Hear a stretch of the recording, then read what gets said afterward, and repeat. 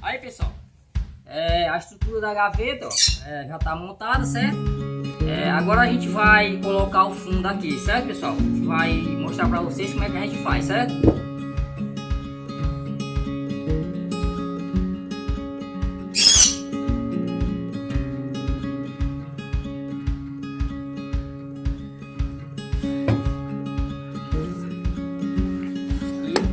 Certo pessoal? Aqui é o compensado e o laminado que revestiu o compensado, certo?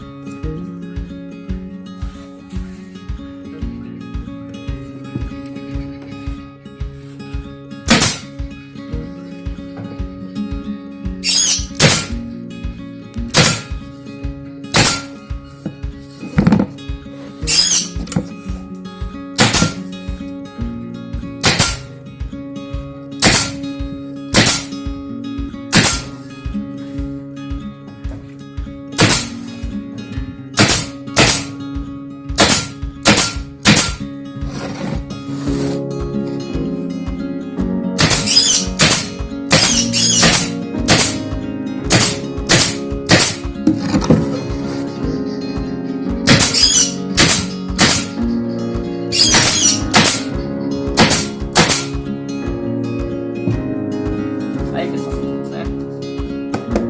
A gaveta fica muito boa, fica bem resistente, certo pessoal? Aí aqui na lateral a gente vai colar o laminado, certo? Para fazer o acabamento, certo? A gente já tem já foi feito esse procedimento, viu? Vou mostrar para vocês aqui, ó.